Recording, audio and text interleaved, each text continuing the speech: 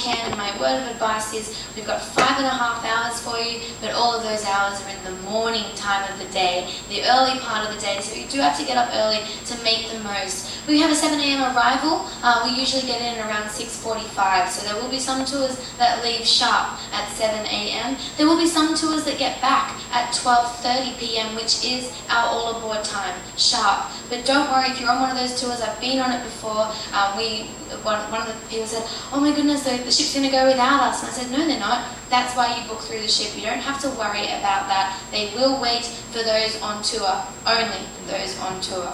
Let me get the gray hair. Trust me, every Ketchikan, all the gray hair I got is from there. So don't you worry, we will wait for you. And now one of the most popular things to do is go out and see the misty fjords. Amazing landscape. If you close your eyes and you try to imagine Alaska and all the beautiful mountains, lakes and waterfalls, that would be the misty fjords. Now we can have two different ways of going out there, which will be by boat or by floatplane. What I like a lot about the floatplane, as I mentioned you earlier, is everybody has a window seat, there is narration, you have this amazing fly over the lakes and so on. And in this case, we're actually landing in one of the lakes and we have the chance to step out of the floatplane, and then you're just like surrounded by pure beauty. It's an amazing flight. Something spectacular. Now, if you say you don't want to fly, you still have the chance to go out by boat. So we're going to go high speed out until we enter the fjords, and then we're going to go very slow, going to pass all these beautiful waterfalls, maybe see some wildlife as well. But again, this is your real Alaska. Being on that little small boat and crossing the fjords is just outstanding. Now, we also have the combination that you do one way on floatplane and one way on boat. Now, as I mentioned earlier, it's very important we try a little bit of the local cuisine, and there's so much crab, so much salmon, so many shrimps, and so much delicious food that you want to go and try out one of the tours. We have the Silver King Lodge, which is your traditional seafood feast where you throw everything on the table and then you just like eat it with your spices and so. Then we do have the exclusive mountain cap flight scene and the crab feast. One of the most popular ones is the wildlife cruise, the historic cannery, and the seafood tasting. Because you go out to this cannery, it's a little bit of a spooky area. It's a very old building, has a lot of history. You do have some wildlife cruise as well, and you have some seafood tasting. So it's kind of a very great tour because it combines three perfect things in Alaska. Now, my favorite one is to go out to the wilderness exploration and do the crab feast. It's all you can eat Dungeness crab, and the delicious dessert is a piece of cheesecake. I've never had such an amazing cheesecake before. So it is a great tour where you go out, they show you how to get the crab out of the water, and then you do your all-you-can-eat crab feast there. So I encourage you to at least do one of the food tours. Forget about the 7 a.m. arrival. It's never too early to have some crab and some beer. And then in the afternoon, you just take a nap. Absolutely. And this is one of my new favorite tours here in Ketchikan, as I just was able to do it a couple of weeks ago. It's the Bering Sea Crab Fisherman's Tour.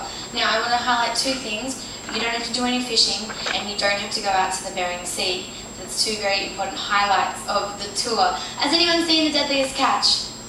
Yes, so the Aleutian Ballad, which was probably the star of the show for season 2, well, that's the boat that you go out on, that exact vessel. You get to learn the stories, you hear the stories that the fishermen share about their time heading out into those rough waters of the Bering Sea for one reason, to get the king crab that we all get to enjoy down here and down the lower 48 as well. So it's definitely a change in pace. There's a lot of information, a lot of personal experiences shared, and you also get to see the beautiful areas of Ketchikan as you do cruise around. They'll get the bald eagles to come down as close as they can.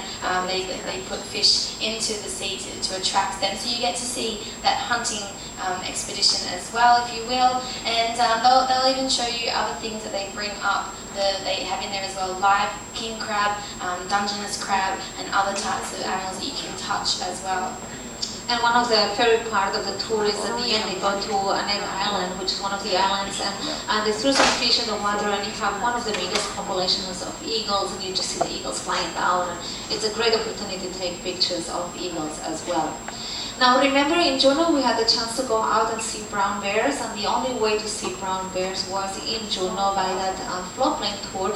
And then here in Ketchikan we do have the chance to see black bears, a little bit smaller but still very cute. It's a perfect time of the year. Someone came very late this year, so the bears are hungry. So you see them very active at the river, just grabbing the salmon and eating them. The 2 floatplane tours are sold out, but we still have the Herring Cove, which is a walk-in tour. We bring you out to an area that has they build this special walk that you can do. We go very, very slow, so it's a very slow tour. We keep stopping in different places and we wait for the bears to come out. Now bear tours, they're never guaranteed, but as I just mentioned, if someone came back so late that they're extremely hungry, and so far, knock on wood, we have been seeing bears every single week. So that's a great chance to see some black bears. And then fishing, we do still have salmon fishing in Ketchikan. So remember that you have to purchase an Alaskan license right to you with your boat captain. And we do have different tours to go fishing in Ketchikan. One of these is the salmon fishing. If you have never fished before, come to see us. Fishing specialist. I went out just last week, got a lot of rockfish. But was lots of fun, and I wasn't paying for 3 days, but again, lots of fun. So if you wanted to do some fishing, we have the chance to send the fish to an American address at the end of the day as well. Oh, you have the Alaskan Fish Camp. That's my favorite. The one I did last week is just, it's kind of a full Alaskan experience. You actually hulk in the cold all the time. You do your fishing, you go out for rock fishing, and then afterwards you go to the fish house and they prepare the fish that you have just caught into a delicious gourmet bouillabaisse, which is a nice fish soup. So what I like about this one is that you are actually active fishing all the time, and then they cook. What else can be fresher than what you just have caught? And so, of course, Ketchikan has the nickname of the salmon capital of the world. That's why we have those options. That's why we know the bears are around, because they know that as well. It's all very circular. But also, Ketchikan is our native cultures port. And so, very quickly speak about those and what we have on offer for you. The one thing I'll mention is that here on board, between your guides, myself and Andrea, we'll talk about the Iditarod race, we'll talk about the gold rush, we'll talk about the wildlife and the glaciers. We will not talk about the native cultures, as we do not have permission. We're not of that lineage. So if you want to know more about the native cultures, heading out with a guide who has that permission or has that lineage, that's a really great way to experience this side of the offerings for Alaska. So we've got 2 different places that you can head to. There's the Totem Bite State Park, and that's full again of totem poles, a clan house, and it's set on the spectacular setting of the Tongass Narrows. Otherwise, you can head to Saxman's Village. This is the one place in the world that has the most standing totem poles in the one place. So again, a really great way to get out there, learn about totem poles, learn about what kind of stories that are hidden within those wooden figures that to us don't mean that much until those stories are told to us, if you will. You'll also get to see a master carver making new poles as we speak, and they'll also do a dance, a cultural presentation for you as well. It's a lot of fun to have there. Now we do have more active tours. We do have your snorkeling. As promised, we do have more chances for snorkeling. Another of the very popular tours would be the Back Zodiac, which you're actually the one riding that Zodiac. There's 4 guests, and you are the captain of the boat. Or we do have some sightseeing tours, like the duck tour, your amphibious bus that goes from land into the water, and you get to see different chances. Also, lots of nice kayaking, if you were looking into doing some kayaking. But one of the most popular things to do would be going out to see the lumberjack show, which you can just do as itself. It's a 1-hour show, or you can combine it with one of the other activities, like going to the Totem Bike Park or the Saxman Native Village as well. It's an amazing show. It's a competition against an American and a Canadian team. They climb the poles, they threw the axe, they walk on the logs of the water, so it's lots of fun. And while you're seeing all the competition, you also learn a little bit more of the history of the logging in Alaska. A lot of fun there, and I just want to highlight, and also along the Lumberjack Show and also the Juneau Mount Roberts Tramway, they are both cheaper when purchased on board, so a really important fact there, as always giving you the best tips here. Then we arrive at our final port of call. It'll be Victoria on Vancouver Island, Canada. That will be at 6 p.m. arrival on Friday evening. And here it's where you're going to see the beautiful old world English charm that definitely influenced the area here. It's an amazing city, and one of the highlights is to go out to the Butcher Gardens. We get a lot of questions about the daylight. So the Butcher Gardens is a huge area, and what they have done is they have put some lights behind the flowers, the plants along the way. So it's a very nice walk during the evening, just to be on that park and be around. If you have ever been to the Butcher Gardens, I feel that every single time you go, it just looks different, depending on the time of the year. Some flowers are blooming, some others are not. So it's always an amazing place to go. You can go to the Japanese garden, to the Zen garden, to the sunken garden. So it's different gardens that you can visit. And it's at your leisure, so you can walk as much or as little as you wish. Now we also have a combination going out to see the butterfly gardens as well. Now, if you choose to stay in Victoria City, there's different highlight tours that you can do. It is a very beautiful city. I call it the city with the perfect houses, perfect gardens, perfect flowers. Everything is perfect in Victoria. So you do have your 2 hours highlight tour, or I would upgrade you to the Old Canada, which has actually a few stops to take some photo opportunities as well, while you do a highlight of the entire city. And they give you a little souvenir bag at the end of the day with some Canadian items. Another combination would be going out to do the highlight tours, but visit the Crandrick Castle. As I mentioned, it's kind of a love story in Victoria. Everybody falls in love there, and in this case, this gentleman built a house for his wife in the form of a castle. So it's a great visit to go in, see the old furniture and the house itself, and so on. And with the Craigierock Castle there, I just want to highlight that does close to the public, so it is only open for the tour that we are having on offer. And then finally, if you like to walk, I encourage you to do the walk into Victoria. You walk into the city, then you can come back in the bus afterwards or just stay longer there.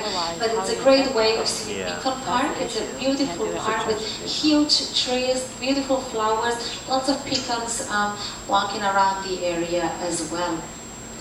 And then we do have a visit. Sorry, I'm losing my voice. We do have a visit to the center of the universe. If you want to learn a little bit more of the constellations, that is something completely different to do, a great way to see on the evening. I personally like the Grand City Tour, the Pendra Mansion.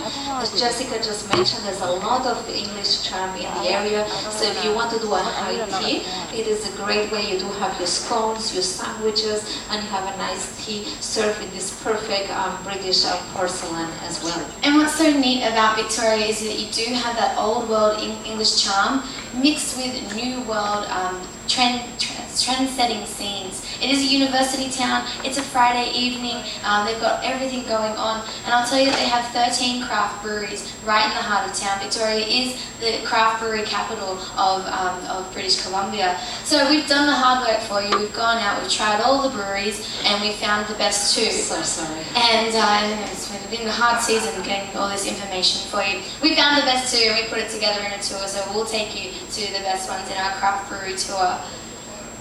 And then we're back home, Seattle. Now I know the majority of you probably thinking of heading straight to the airport. We've got a couple of different options for you to minimize the amount of time that you spend at the airport and maximize your morning in Seattle. Yes, take Seattle as one more port of call. If your flight is after 3:30 p.m., we do have the Best of Seattle, gives you a chance to see the Spice Needle as well as the Pike Market. We take care of the luggage and we get you on time to the airport. Or if you have a much later flight, around in the evening, I suggest you do the hop-on and hop-off bus, but you need to enroll for the port-bound first, which means that we send your luggage to your final destination if it's a U.S. airport, and then you just have the entire day to hop on and hop off on the hop-on bus in Seattle. Maximize your time, don't waste your time at that ugly airport. So that's it from us right now. Of course, that's not all there is. We only have a certain amount of time to present just a touch on the amount of tours that we have. So please utilize us throughout the week. Come on up to Exploration Central. At the moment, we do have Emila up the back there. She can help you with any questions that you may have or any bookings that you know that you already want to make. And don't go anywhere, because coming up right now, we do have our Port Shopping Ambassadors. Kristen and Brendan, they're going to present here to let you know how to maximize your shopping experience experience in our ports of call and to save you money whilst you're doing that. So thank you very much for your time this morning. My name is Jessica. That's our tours manager, Melanie. We wish you a wonderful day here on board. Thank you for joining us.